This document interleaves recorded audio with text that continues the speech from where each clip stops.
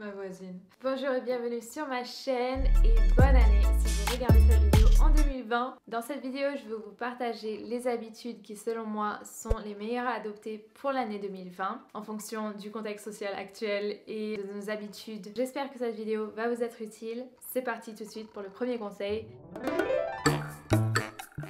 Je pense qu'il va falloir vraiment faire attention à la manière dont on utilise les réseaux sociaux, les plateformes sociales, Instagram, YouTube, Twitter, Facebook, tout ça. L'utiliser de manière positive. Il y a déjà beaucoup de mauvaises choses dans la vraie vie. On n'a pas besoin d'ajouter des commentaires haineux, des commentaires de jugement. J'espère qu'on va plus se rendre compte qu'il faut donner du soutien, donner de l'amour, donner des bonnes choses plutôt que cracher sa haine ou dire que les choses ne vont pas dès qu'il y a quelque chose qui ne va pas ou juste voir le négatif dans toutes les choses positives qu'il y a. Et pour utiliser d'une manière positive les réseaux sociaux, moi ce que je vous conseille et ce qui m'aide beaucoup, c'est tous les 2-3 mois, je regarde les personnes que je suis sur Instagram, sur YouTube. Je me pose la question, qui sont vraiment ces personnes? Qu'est-ce qu'elles postent? Est-ce que leur contenu m'apporte quelque chose de positif dans ma vie? Est-ce qu'au contraire, leurs très belles photos me font me sentir mal, que ce soit sur mon corps, que ce soit sur ma vie? Il y a des super personnes qui postent du contenu qui nous font nous sentir mal. Et peut-être que c'est le cas pour certains de mes contenus. À ce moment-là, n'hésitez pas à vous désabonner de mon compte. Mais vraiment, ce qui compte, c'est que en fait, vous soyez totalement positif avec l'expérience que vous avez quand vous allez sur les réseaux sociaux. La deuxième habitude à adopter, et là j'ai beaucoup d'efforts à faire là-dessus, c'est limiter son temps d'écran, devant un écran par jour. Je passe tellement de temps devant un écran, c'est un truc de dingue. Sur l'ordinateur, c'est assez normal, voilà, tout le monde passe du temps sur l'ordinateur, mais en dehors de l'ordinateur, je passe tellement de temps sur mon téléphone. Vous allez me dire oui, mais c'est ton travail. En fait, non, pas vraiment. Mon travail, c'est créer du contenu, donc je pourrais très bien, voilà, filmer. Là, je considère pas ça devant un écran. Instagram, c'est vraiment la fin du processus, c'est vraiment quand je poste, quand j'interagis avec vous, mais ça peut être vraiment limité. Pareil, pas d'écran quand on se lève, au moins jusqu'au petit-déj, et pas d'écran dans le lit.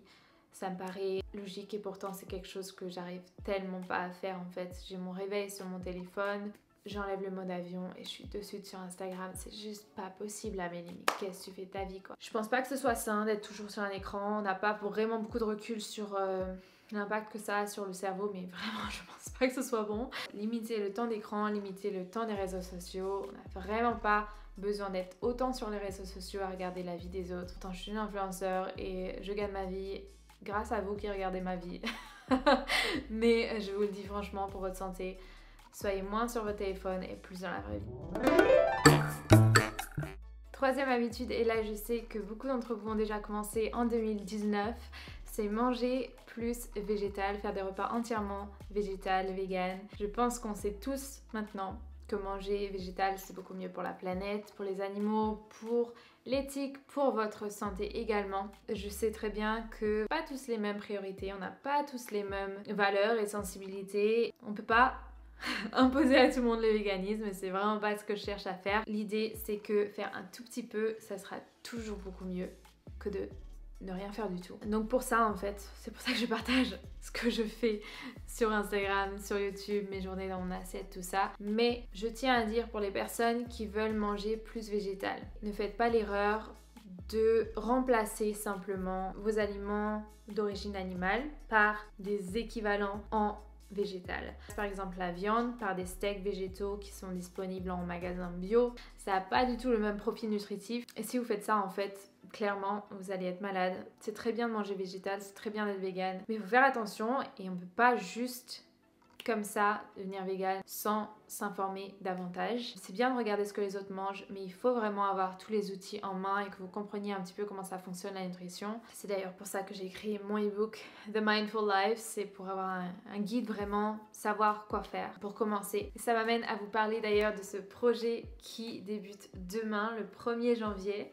Peut-être que ça a déjà commencé si vous regardez cette vidéo plus tard. Si vous vous intéressez au véganisme, à un mode de vie plus végétal, plus sain, vous avez sans doute dû voir énormément de blogueurs énormément de nutritionnistes, énormément de personnes spécialisées dans ce milieu, il n'y a pas que moi, heureusement. Et chacun a sa petite spécialité. Il y a des personnes qui sont très douées à faire des desserts véganes, il y a des personnes qui ont eu des grossesses entièrement véganes, il y a des personnes qui ont soigné leurs problèmes intestinaux en étant véganes. Bref, il y a énormément de choses à apprendre. Donc ce projet, avec 59 autres personnes, on a réuni ensemble tous nos e-books. La valeur de ces 60 e-books, c'est environ 1320 $. Et avec ce projet, vous allez pouvoir les acheter pour 50 $. Ça vaut tellement le coup. Moi-même, j'ai acheté le bundle parce que oui, on me l'a pas offert. Je l'ai acheté pour voir si ça valait le coup. Très franchement, oui, ça vaut vraiment le coup. J'ai appris énormément de choses. Vous n'avez même pas besoin de vouloir avoir les 60 e-books. Exemple, vous vouliez acheter mon e-book et celui de Tess Bake sur ces nouveaux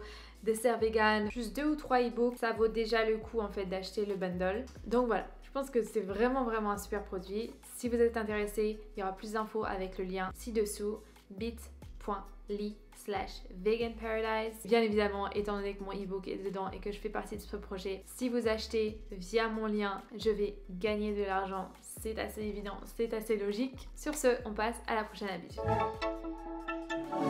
Pour 2020, on va arrêter de mettre à plus tard ce qu'on peut faire de suite. Et quand je parle de ce qu'on peut faire, c'est vraiment les choses qui vont rester là. Et plus on laisse traîner, plus ça va s'accumuler, plus ça va devenir immense. Ça va juste plus être possible. Alors oui, ça nous arrive de vraiment être fatigué, mais je parle pas de ces moments-là. Je parle vraiment des moments où on a juste la flemme de le faire et on le fera plus tard. Le truc, c'est que ça va prendre autant de temps, voire beaucoup plus de temps plus tard. Moi, mon gros souci, c'est la vaisselle. Honnêtement, je vous le cache pas, j'ai pas de lave-vaisselle et je fais beaucoup de vaisselle étant donné que je cuisine beaucoup. Je mets les choses dans l'évier, je mets de l'eau dedans et je me dis bon, je le ferai plus tard. Sauf que le soir, il y a tellement de vaisselle accumulée que je me dis j'ai la flemme de faire la vaisselle. Je me réveille et il n'y a rien de pire que se réveiller avec un évier qui est plein de vaisselle sale.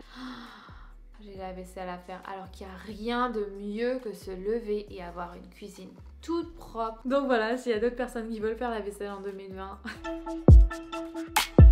Parlons sport. Évidemment, c'est une habitude très saine à avoir, mais l'habitude de l'année, selon moi, ça va être de faire du sport de manière plus intelligente, mais moins difficile. La plupart d'entre nous sommes assis toute la journée devant un ordinateur. Faire 1 heure de sport tous les jours, vraiment où on se tue au sport, à la salle de sport, c'est assez contre-productif. On est de plus en plus stressé dans notre vie, on a des stimulations à droite à gauche. Si vous vivez en ville, rien que d'avoir autant de monde autour de soi, c'est du stress qui s'accumule. Et ajouter 1 heure de sport qui va vous démonter, c'est pas quelque chose de sain. Parce que le sport, c'est du stress. C'est pas un stress mental, mais c'est un stress physique. Dans le corps, que ce soit un stress mental, quelque chose qu'on ressent, qu'on se sent stressé, ou que ce soit un stress physique, faire du sport, faire une activité physique ou avoir un job qui est assez physique, ça monte les taux de cortisol dans le corps et ça empêche le système nerveux en état parasympathique et au final ça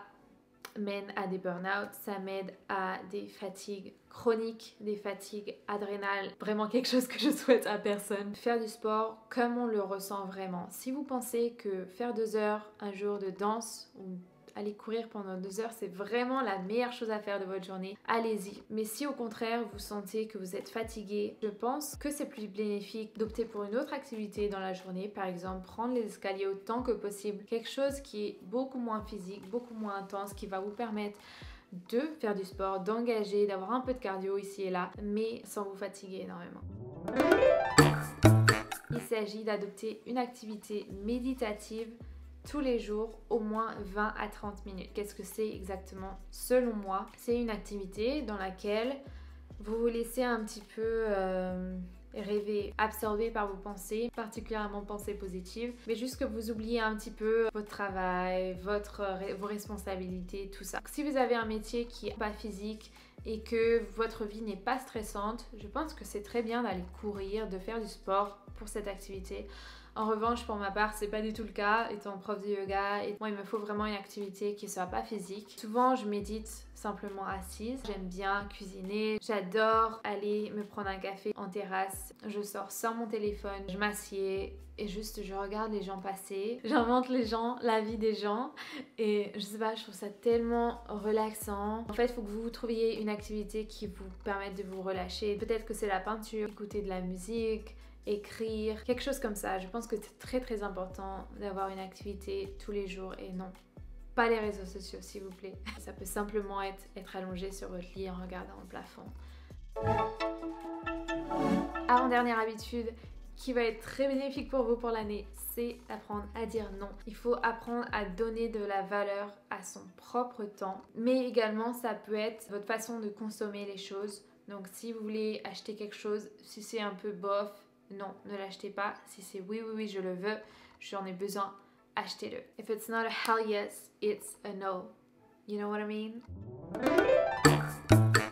Et dernière habitude saine pour votre année 2020, c'est d'apprendre quelque chose de nouveau. Je pense qu'en tant qu'adulte, on se dit qu'on connaît déjà bien assez de choses et qu'on a même du mal à retenir les choses qu'on sait déjà. Mais je pense que c'est très bénéfique, que ce soit une activité physique, le sport, la danse.